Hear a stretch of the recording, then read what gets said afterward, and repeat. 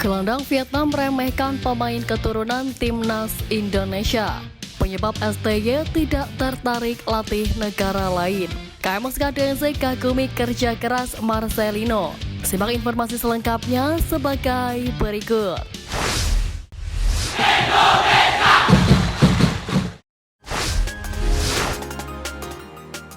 Anggap sepele Bungkawa Garuda, gelandang Vietnam meremehkan pemain keturunan. Keberadaan pemain-pemain keturunan yang memperkuat timnas Indonesia turut mengundang komentar gelandang timnas Vietnam Nguyen Hoang Dak. Dikutip dari media Vietnam Bong Da, Nguyen Hoang Dak menilai pemain-pemain naturalisasi yang memperkuat sebuah negara tidak memiliki kekuatan signifikan.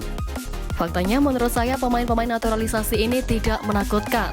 Mereka datang dari Eropa, Afrika, atau Amerika, tetapi mereka mungkin tidak memiliki kualitas terampil, tangguh, dan komprehensif seperti pemain-pemain bagus dari benua tersebut. Ucap Hoang Dak dirilis dari Bong Da. Khusus untuk pemain naturalisasi Indonesia, Hoang Dak pun memiliki penilaian tersendiri meski tak ikut berlaga di Piala Asia 2023 karena cedera ankle. Menurutnya, Vietnam bisa membalas kekalahan di Qatar ketika bertemu skuad Garuda di ajang kualifikasi Piala Dunia 2026 yang akan berlangsung 21 dan 26 Maret. Pemain naturalisasi Indonesia bermain keras, namun mereka juga menunjukkan keterbatasan tertentu. Jika timnas Vietnam bisa memanfaatkan celah tersebut dengan baik, hasil bagus pasti bisa kita raih saat berhadapan kembali dengan timnas Indonesia di fase kedua kualifikasi Piala Dunia 2026. Tegas Hoang Dak. Kendati demikian, timnas Indonesia dipastikan bakal diperkuat pemain keturunan di kualifikasi Piala Dunia mendatang. Sintayong berpeluang memainkan pemain-pemain yang sama seperti di Piala Asia, seperti Jordi Amat, Justin Hubner, Ivar Jenner, Sandy Walsh, dan Rafael Struijk. Selain pemain-pemain tersebut, ada pula kemungkinan Sintayong memanggil Jay Ises yang baru dinaturalisasi pada akhir Desember 2023 dan tidak bermain di Piala Asia. PSSI pun sampai saat ini masih mengusahakan naturalisasi beberapa pemain lain seperti Nathan Chow Aun, Ragnar Oratmangun, dan Tom Haye. Sementara Vietnam sendiri saat ini juga memiliki pemain naturalisasi yakni kiper Philip Nguyen. Sementara VFF mulai menggenjot upaya naturalisasi guna meningkatkan performa timnas The Golden Star.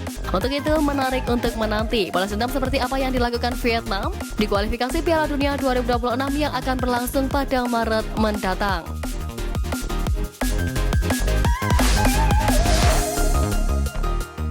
Penyebab Sintayong tidak tertarik melatih negara lain. Pertama, misi membangun sepak bola Indonesia. Salah satu alasan kenapa Sintayong tidak tertarik untuk melatih negara lain adalah karena dirinya yang masih ingin terus membangun dan mengembangkan sepak bola Indonesia. Mengingat dirinya bisa dikatakan sebagai sosok yang membawa Garuda bangkit, baik di kompetisi Asia Tenggara maupun dunia. Kedatangan STY pada tahun 2019 lalu memang telah membawa perubahan banyak di sepak bola tanah air.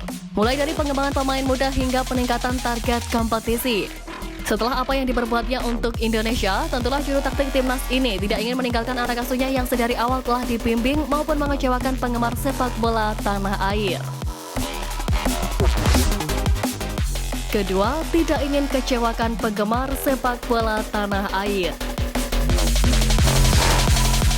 Tidak bisa dipungkiri jika Sintayong telah mendapat kepercayaan besar dari penggemar sepak bola tanah air. Bahkan banyak masyarakat yang tidak menginginkan pelatih asal Korsel tersebut pergi dari timnas. Buktinya terlihat ketika tragedi Kanjuruhan pada tahun 2022 lalu. Pada saat itu STY ingin mundur jika Ketua Umum PSSI tidak mengundurkan diri. Hal tersebut lantas membuat banyak masyarakat mendesak Ketua PSSI kala itu yakni Iwan Bule untuk mundur. Tidak hanya itu, penggemar sepak bola tanah air juga banyak meminta PSSI untuk memperpanjang kontrak STY. Mereka berpendapat jika saat ini sepak bola Indonesia sudah menuju ke arah yang lebih baik. Banyaknya dukungan dari masyarakat Indonesia ini membuat Sintayong sebagai sosok pahlawan di dunia sepak bola tanah air. Bahkan dirinya merasa seperti Gus Hiding yang menjadi pahlawan Korea Selatan. Ketiga, punya hubungan baik dengan PSSI. Tidak hanya dicintai oleh masyarakat dan anak asuhnya, Sintayong juga punya hubungan yang baik dengan PSSI.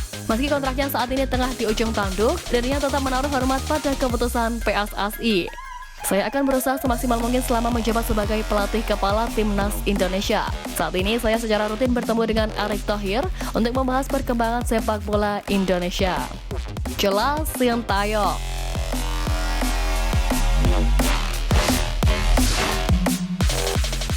Kerja keras tak kenal lelah, KMSK DNZ puji Marcelino.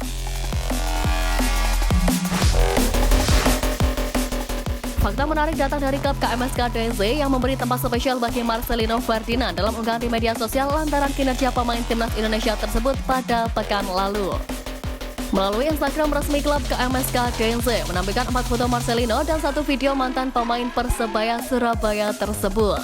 Dari Piala Asia langsung ke Challenger Pro League. Tulis KMSK DNZ. Tulisan singkat itu menggambarkan perjalanan jauh Marcelino dari Qatar ke Belgia. Setelah menuntaskan tugas negara bersama Timnas Indonesia pada 28 Januari dalam laga 16 besar Piala Asia 2023, Marcelino berangkat ke Belgia. Sesampai di negara Eropa Barat tersebut, Marcelino langsung masuk ke tim DNZ yang bertandang ke markas klub Brugge 2 atau klub NXT. Marcelino terdaftar sebagai pemain cadangan. Pemain 19 tahun itu pun kemudian mendapat kesempatan bermain sejak menit ke-80 menggantikan Guillaume de Scriver. Marcelino turut mengamankan kemenangan 1-0 DNZ atas klub Brugge 2. Sontak unggahan KMSK DNZ tersebut mengundang beragam respon dari netizen Indonesia. Banyak warganet tanah air yang mendukung perkembangan Marcelino bersama klub Belgia itu. Menariknya, terdapat pula tulisan-tulisan yang menjadi ciri khas komentar netizen ketika membicarakan soal sepak bola macam menyala abangku atau ilmu padi. Pertandingan melawan klub Brugge 2 menjadi debut Marcelino dalam musim ini setelah pada awal musim mengalami cedera dan kerap mendapat panggilan Sintayong ke Timnas Indonesia.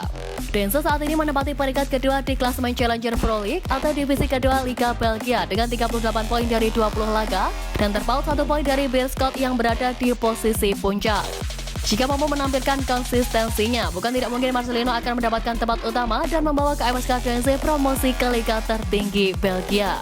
Sementara itu, Marcelino sendiri juga tengah ditunggu 2 agenda penting Timnas Indonesia di Piala Asia U23 dan juga lanjutan kualifikasi Piala Dunia 2026.